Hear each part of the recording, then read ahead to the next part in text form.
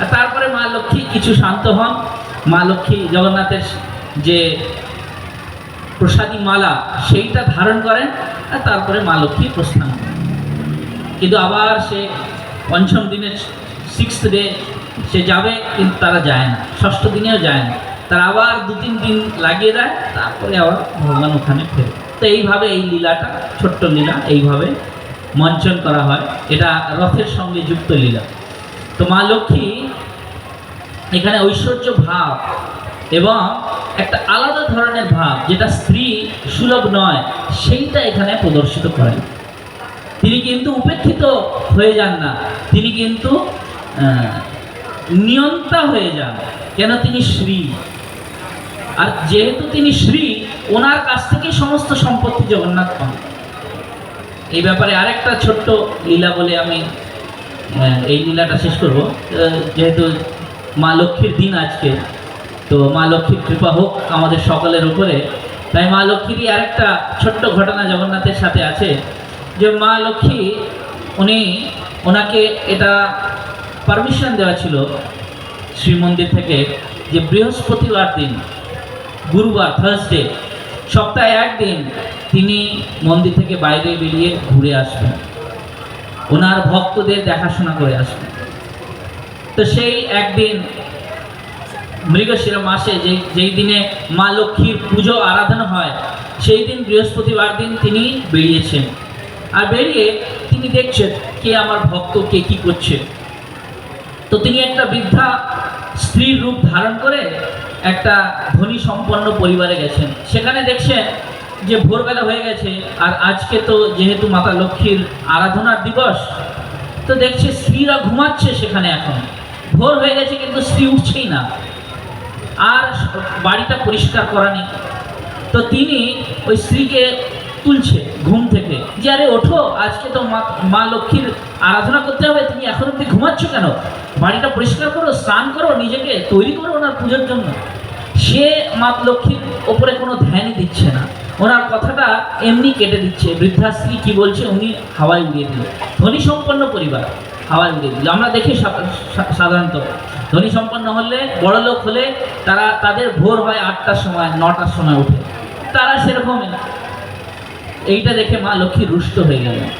আর রুষ্ট হয়ে তিনি কি করলেন? ওখান থেকে নিজের ঐশ্বর্যটাকে ফিরিয়ে নিলেন। তারপরে ওরা আবার গরিব হয়ে গেল। তারপরে মা লক্ষ্মী আগে গেলেন, আগে গিয়ে দেখছে একটা চাণ্ডালের বাড়ি। সেই চাণ্ডালের বাড়িতে দেখছে যে সেইখানে যে স্ত্রী আছে, সে ভোরবেলা উঠে স্নান করে রেডি হয়ে বাড়িটা মুছে সেখানে অল্পনা তৈরি করছে, সেখানে সুন্দর সাজাচ্ছে সে পুজোর জন্য। এইটা দেখে মা খুবই প্রসন্ন হলেন, আর সেই বাড়িতে প্রবেশ করলেন। প্রবেশ করার পর ওনাকে আশীর্বাদ দিয়ে তিনি যখন বেরোচ্ছেন, ইতিমধ্যেই জগন্নাথ এবং বলরাম এরা দুজনও কোনো দিকে যাচ্ছিলেন। তো সেখানে বলরাম দেখছে, বলভদ্র দেখছে, তিনি দেখছেন কি দেখছেন? বলদেব দেখছেন যে আরে এই মা লক্ষ্মী, মা তো নয়, এই আমার ছোট ভাইয়ের স্ত্রী এই চাণ্ডালের বাড়ি থেকে বেরোচ্ছে। ওদেরকে তো আমরা স্পর্শ করি না, এ তো অস্পৃশ্য হয়ে গেছে, এ তো সংক্রমিত হয়ে গেছে, অশুদ্ধ হয়ে গেছে। তো তিনি জগন্নাথকে বলছেন যে ভাই দেখ, তোর স্ত্রী কোথায় গেছিল, এখন কিন্তু তাকে আর মন্দিরে ঢুকতে দেওয়া যাবে না। সে তো পুরো অশুদ্ধ হয়ে গেছে, পবিত্র নয়, সে অপবিত্র, তাকে আর মন্দিরে ঢুকতে দেবো না। তো জগন্নাথ কিছু বলতে যাচ্ছে নিজের স্ত্রীর হয়ে, কিন্তু যেই বলদেব দেখছে যে নিজের স্ত্রী হয়ে কিছু বলবে, সে আরও রেগে গেছে আর বলছে শুনে নে তুই, আমি বলে দিয়েছি যে আমি ওকে ঢুকতে দেব না, তুই দেখে নে, ও যদি থাকবে মন্দিরে আমি মন্দির থেকে বেরিয়ে যাব। এখন জগন্নাথ কিছু করতে পারে না। জগন্নাথ তিনি বলদেবের কাছে শরণাগত হয়ে গেছেন, বলদেব যা বলছেন সেটাই হবে। তো তিনি মা লক্ষ্মীকে গিয়ে বলে দিচ্ছেন যে তুমি আর এই শ্রীমন্দিরে প্রবেশ করতে পারো না, এটা বলদেবের আজ্ঞা। তো মা লক্ষ্মী তিনি রুষ্ট হয়ে গেছেন। তিনি বলছেন কেন এরকম, আমি পারি না। বলছে তুমি যেহেতু অপবিত্র হয়ে গেছো, তুমি ওনার বাড়ি থেকে এসছো, চাণ্ডালের বাড়ি থেকে, এই জন্য তোমাকে আর রাখা যাবে না।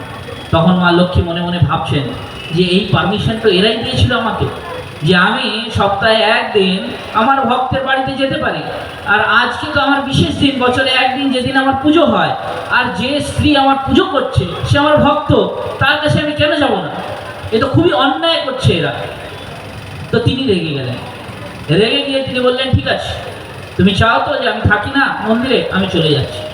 আর তিনি নিজের সমস্ত পরিচারিকা যত ছিল সবাইকে নিয়ে তিনি মন্দির থেকে বেরিয়ে পড়লেন।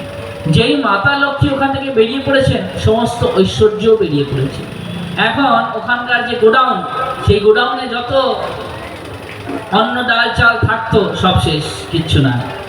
আর যখন সে পরিচারিকা যারা বেরোচ্ছে তারাও রেগে গেছে যে মা লক্ষ্মীকে বের করে দিয়েছে, তো তারা ভগবানের জন্য রন্ধন করতো, সে রন্ধন করার জায়গায় যত উনান ছিল সেইগুলো তারা ভেঙে দিয়েছে। আর ভেঙে চুড়ে একেবারে সহা করে তারা মন্দির ছেড়ে চলে গেল। নেক্সট দিন দুজন ঘুম থেকে উঠেছে। এখন মন্দিরে দুটো ভাই, জগন্নাথ এবং বলদেব, তারা ঘুম থেকে উঠছে। ওঠার পর তারা অপেক্ষা করছে। কিসের অপেক্ষা? জগন্নাথ মন্দিরে কি করেন? জগন্নাথ সেই পুরী মন্দিরে ওনার একটাই কাজ। কি কাজ? কি কাজ আছে জগন্নাথের? জগন্নাথের কাজ হচ্ছে খাওয়া। তো তিনি উঠেই খেতে শুরু করেন আর রাত অবধি খেতেই থাকেন। তো তিনি উঠে বসেছেন, দুজন ভাই আর অপেক্ষা করছেন খাওয়া আসবে, খাওয়া আসবে। আর সে ব্রেকফাস্টের টাইম পেরিয়ে যাচ্ছে আর খাওয়ার কোনো নামই নেই। তারপর বলদেব বলছে, আরে কিছু খাওয়াই আসছে না, তুমি গিয়ে দেখো কি হলো, খাওয়া তো আসছে না। তখন জগন্নাথ গিয়ে ঘুরে দিয়ে দেখিয়ে এসছে, বলছে যে আরে ভাই, এই মন্দিরে তো আমরাই দুজন আছি। মা লক্ষ্মীকে যেহেতু তুমি বের করতে বলেছিলে, উনি নিজের সমস্ত সেবিকাদেরকে নিয়ে চলে গেছে, এখন তো রান্না করার কেউ নাই। তখন বলদেব বলছে, ঠিক আছে, কোনো ব্যাপার নয়, আমরা নিজেই রান্না করে নেব, কি ব্যাপার আছে, চলো। তো তারা তারপরে গেছে কিচেনে গিয়ে দেখছে সমস্ত উনানই ভাঙা রয়েছে, ওখানে রান্না করবে কি করে?